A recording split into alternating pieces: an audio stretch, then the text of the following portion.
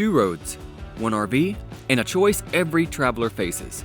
Do you chase the heat and the solitude of the desert, or find peace in the cool shade of the forest?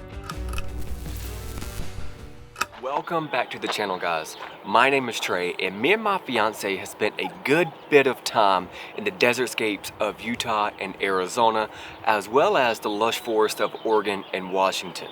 And today we want to share with you from our perspective of living on the road for a little over a year and a half, of the pros, the cons, and at the very end, which one we prefer. But we have to get packed up here today. It's a light travel day for us. We only have about 4 or 5 hours and it's just a single trip. We're actually going back to a spot we're familiar with and we just came from last week, Yosemite National Park. It is 8:14 and we have absolutely nothing packed up. I was talking to Jess this morning and I was like, let's get out of here by 8:30, 8:45 latest. You know, it's kind of a weird time frame in our travel schedule right now because we have never in our year and a half on the road just gone back to the same campground so soon. But I'll give you guys a little scoop about why we are heading back to Yosemite National Park. First, I gotta get, this is some storage up under this bed. I have to get the suitcase, which all my work equipment lies. Oh. Oh.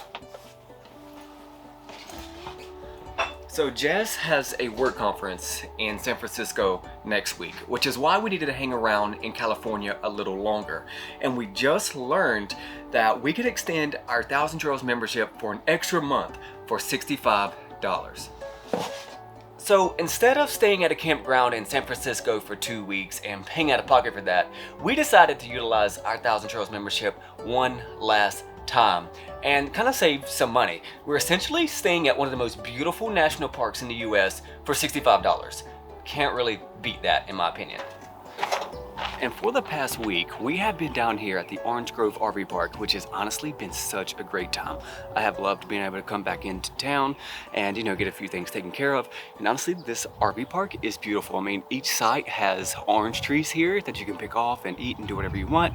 But I am on egg duty today. Ever since we put our eggs out here in the outdoor fridge and they didn't bust, Jess has sworn this is the way we're gonna transport our eggs from place to place. So if you're a newbie and you can't keep your eggs from breaking because your shelves keep falling in the fridge, this is one good way if you have an outdoor fridge is to put them in there because the shelves aren't gonna fall in your outdoor fridge. Let me squeeze in here with you guys.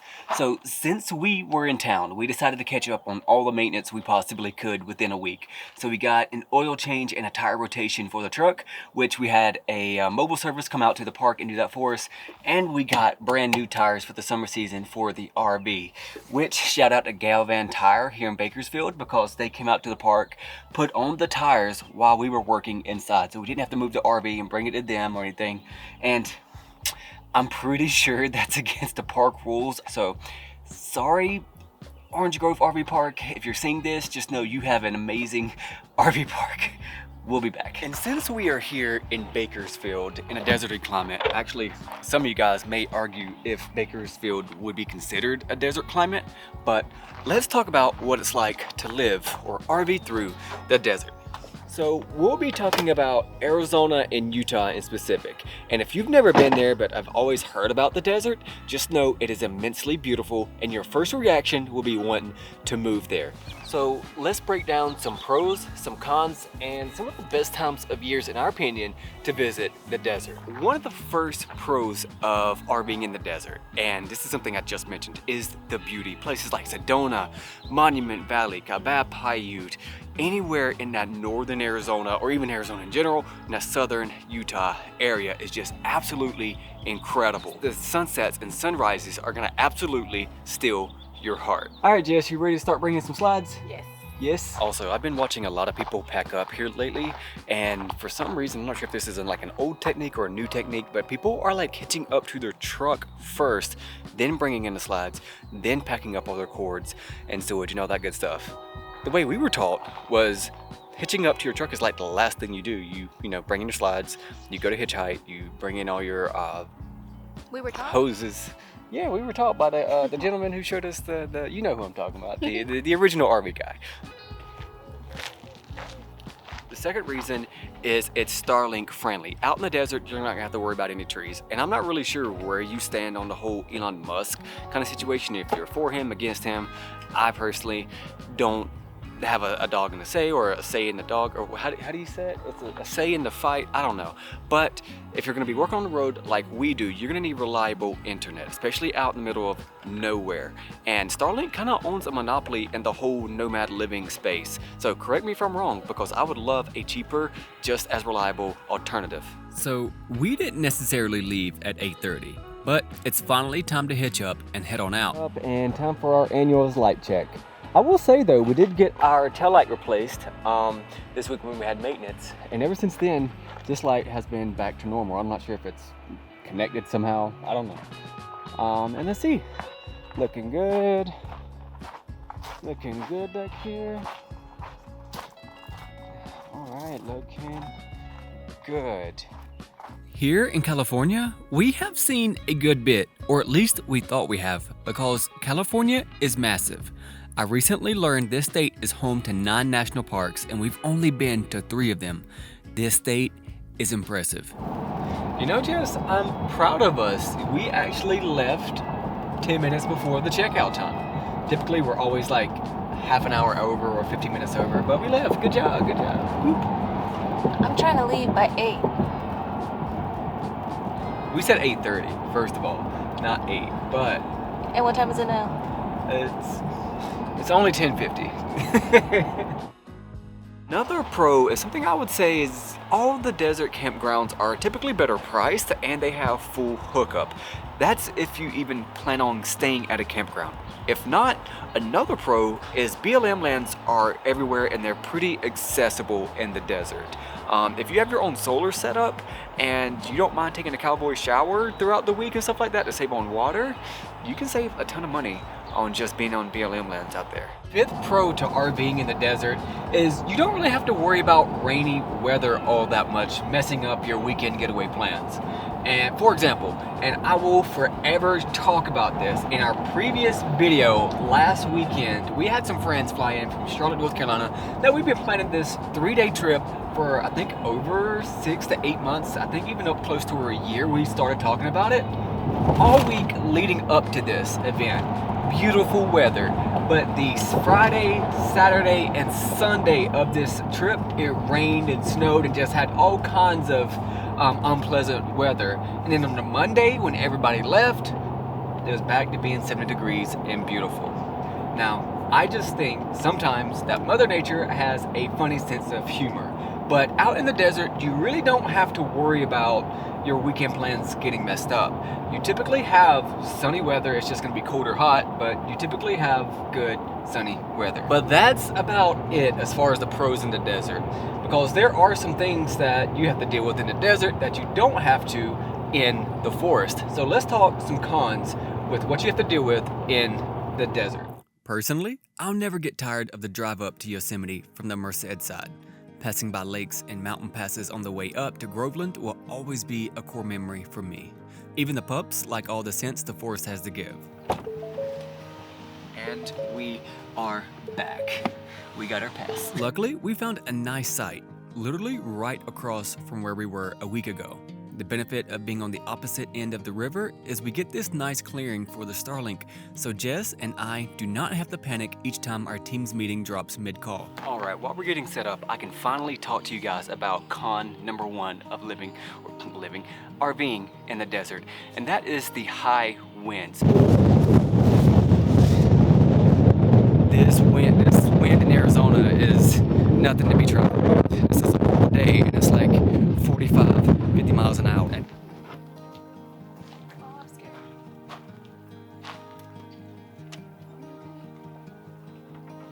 Oh no. I'm scared.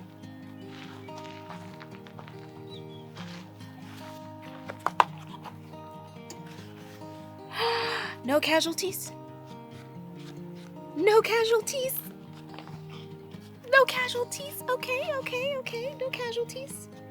All right. You know, I will say, the Gen 3 Starlink, when you have the X mount to give you a little, room up top to be able to stand it somewhere, isn't I like the Gen 2 better because that one, you know, have the self-actuated. It would find the correct positioning in the sky for you automatically. This one you kind of have to point it. Yeah, so I just like the Gen 2 a little bit better. This one's a little bit more cumbersome to deal with, but I will say the dish itself performs a lot better than the Gen 2. I mean, we had, I think like out in Arizona, we had like close to 450 megabytes per second, which was incredible. I think the Gen 2, the most we've ever had at one point in time was like 150, somewhere around there. But, so con number 2 with the desert is it gets really, really dusty. I'm serious, guys. Like, if you don't have at least 1 or 2 air purifiers in your RV, things are gonna clog up with dust quickly.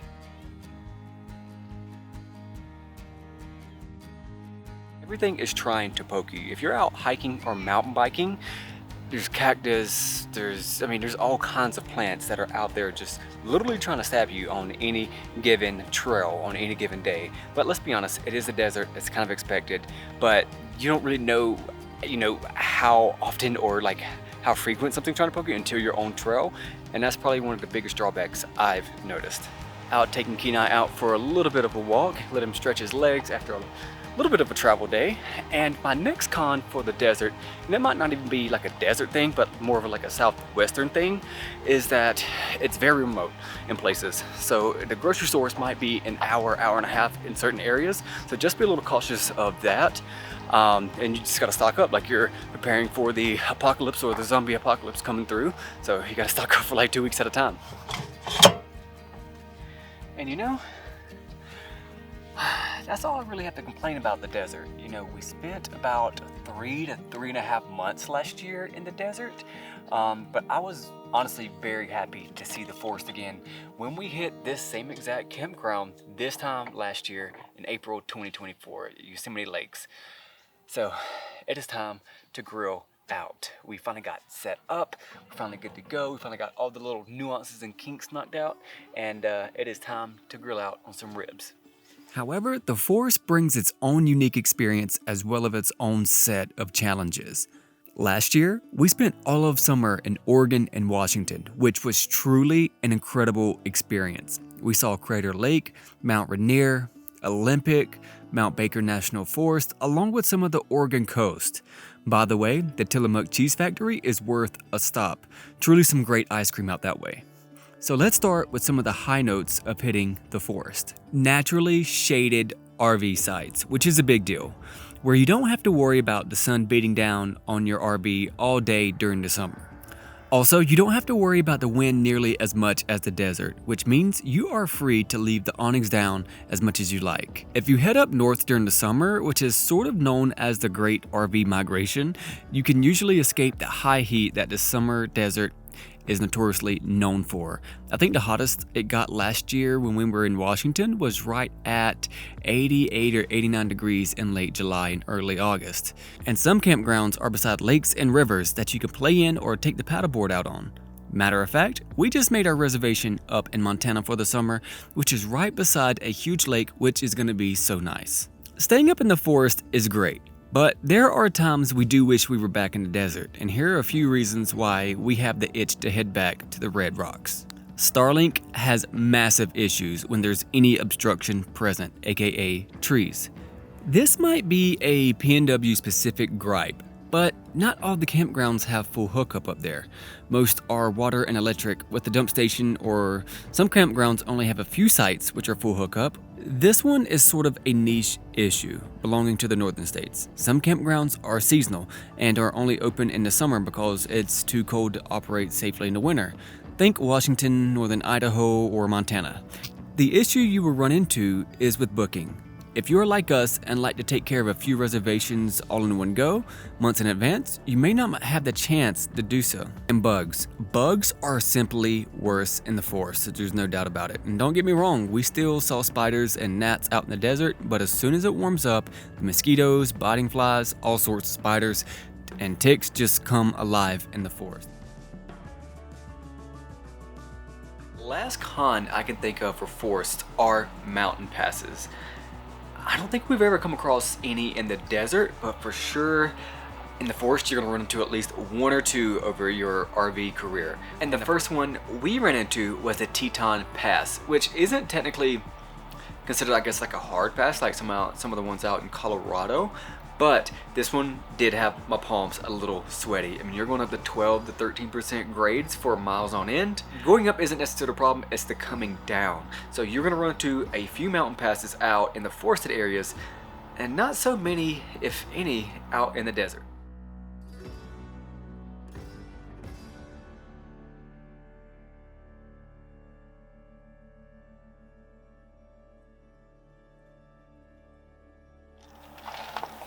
Alright guys, I was supposed to talk to you guys Monday, the following day after we got up here to Yosemite. It is now Thursday, and all week I've just been mountain biking, playing around because it is beautiful outside right now up here. It's about 70, 65 degrees as a high. It's supposed to get warmer this weekend, but I can't focus. That's my big problem, that's my big downfall during the spring and summertime, is I just want to be outside and be a little kid and just play around everywhere. So I do want to come and talk to you guys about some of the time frames that's best to visit, in my opinion, in each the desert and the forest. And I would say from January to April, this time frame belongs to the desert. This time frame belongs to being down south, being in warm weather, and it's not too harsh on your RV, right? Except for those rogue winds. From April to September, this is kind of known as the northern RV migration. And this is when everybody starts heading up north, either states like Oregon, Washington, Montana, to kind of see those northern national parks that you can't really see during the winter. Some people will, but you know, some people are just gonna make their own rules. So September through October, this is kind of a free-for-all season. So you can either go to like Moab in Utah and explore some of the late Milky Way season, which is highly recommended by me because we did that last year. Absolutely stunning. Or you can head over to Colorado and enjoy some late summer weather on the 14ers before it gets too cold for the year. And Yosemite is beautiful in that late summer, early fall from what I've seen on other channels. So this time of year is really hard for Jess and I because we kind of just want to be everywhere all at once. So from November to December, I would personally highly recommend Big Bend, Texas. This is a truly underrated gem. Or you can just be like everybody else and go to the Florida Keys for the summer. The choice is yours. I'm just kidding guys, I'm just a little salty because the Florida Keys requires like nearly a year in advance reservation, so we've never been able to land it. But what's so funny about this whole topic is because a few weeks in the forest where we're at now, we'll start missing the desert. And whenever we're in the desert, we'll start missing the luscious green grass in the forest. Another thing that's funny is it's a split house on what Jess and I prefer. Jess prefers the deserts of Utah, and I prefer the forest of Washington. But a little time in each is how we find that balance and gives us time to explore our favorite spots in the US. And I keep telling Jess this, soon enough, the US is gonna start feeling small to us, and it's gonna be time to expand our horizon a little bit, maybe in Canada and maybe the northern part of the US, Alaska. I mean, that would be a great trip. And we'll be here in Yosemite for 2 weeks, and we'll be able to have a chance to explore some of the more off the beaten path trails this coming weekend. And it looks like we're finally gonna have some good weather. But after here, it's gonna be time to finally start heading up north for the summer. And thank you guys for hanging out with us today as we traverse back to one of our favorite spots in the US. And I hope I was able to shed some light on the good and not so good of RVing in the desert and the forests. So if you'd like to explore the US and learn more about this RV life, feel free to give a sub to the channel and share this with one of your adventurous friends. And we'll see you next week back in Yosemite National Park. Peace and much love.